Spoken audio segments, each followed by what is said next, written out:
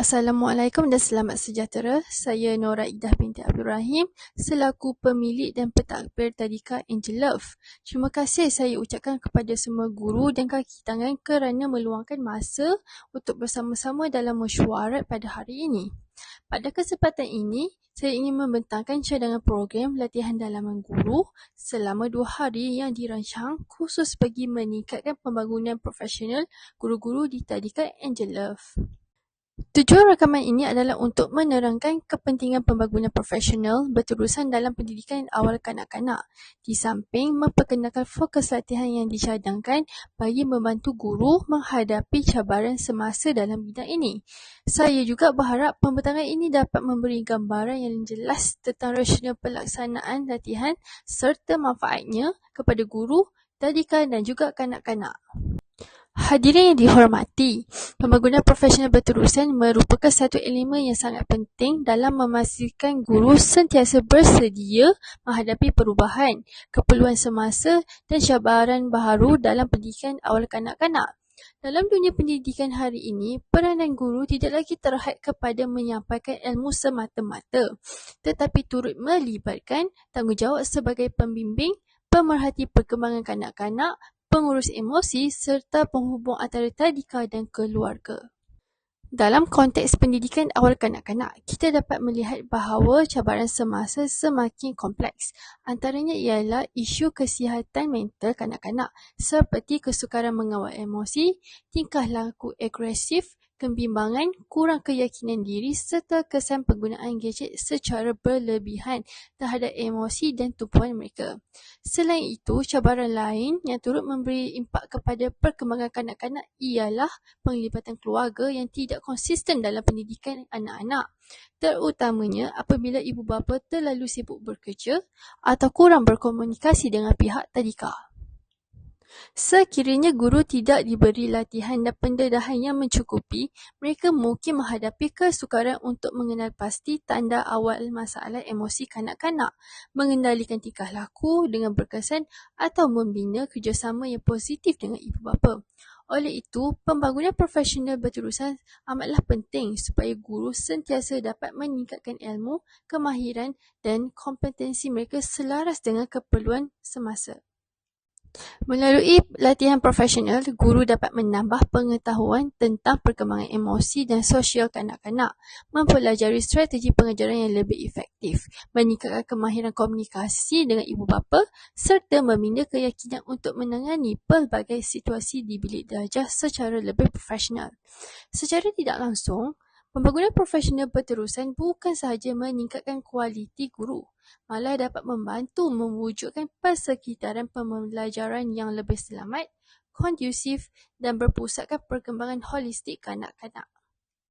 Berdasarkan keperluan tersebut, saya telah mencadangkan satu program latihan dalaman selama 2 hari yang memberi fokus kepada 2 bidang pembangunan profesional kontemporari, iaitu kesihatan mental kanak-kanak dan penglibatan keluarga dalam pendidikan awal kanak-kanak.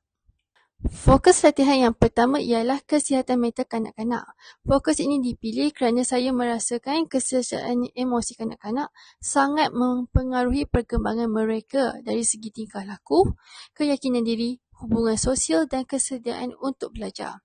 Dalam latihan ini, guru akan didedahkan kepada konsep kesihatan mental kanak-kanak, tanda-tanda awal masalah emosi dan tingkah laku, serta strategi yang sesuai untuk membantu kanak-kanak mengurus emosi mereka.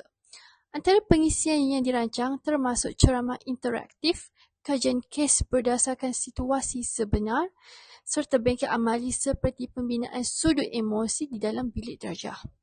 Melalui latihan ini, guru diharapkan dapat lebih peka terhadap kesejahteraan emosi kanak-kanak dan lebih yakin untuk menyediakan sokongan awal yang sesuai. Fokus latihan yang kedua pula ialah penglibatan keluarga dalam pendidikan awal kanak-kanak.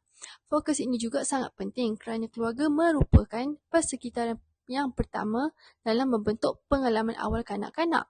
Kerjasama yang erat antara guru dan ibu bapa dapat memastikan pembelajaran kanak-kanak disokong secara konsisten di rumah dan di tadika. Dalam latihan ini, guru akan mempelajari strategi komunikasi dua hala yang berkesan dengan ibu bapa, cara membina hubungan yang profesional dan positif dengan keluarga, serta kaedah merancang aktiviti yang menggalakkan penyertaan ibu bapa dalam pendidikan anak-anak. Antara aktiviti yang dicadangkan termasuklah simulasi komunikasi berkesan antara guru dan ibu bapa, serta sesi perancangan program seperti hari keluarga dan aktiviti sokongan pembelajaran di rumah. Melalui fokus ini, guru diharapkan dapat memperkukuh hubungan dengan keluarga dan seterusnya menyokong perkembangan kanak-kanak secara lebih menyeluruh. Secara ringkas, program latihan ini akan dilaksanakan selama 2 hari. Hari pertama akan memberi tumpuan kepada aspek kesihatan mental kanak-kanak yang merangkumi ceramah interaktif, kajian kes dan bengkel pembinaan sudut emosi. Hari kedua pula akan memberi fokus kepada penglibatan keluarga melalui ceramah, simulasi komunikasi dengan ibu bapa, sesi perancangan aktiviti penglibatan keluarga dan pembentangan kumpulan.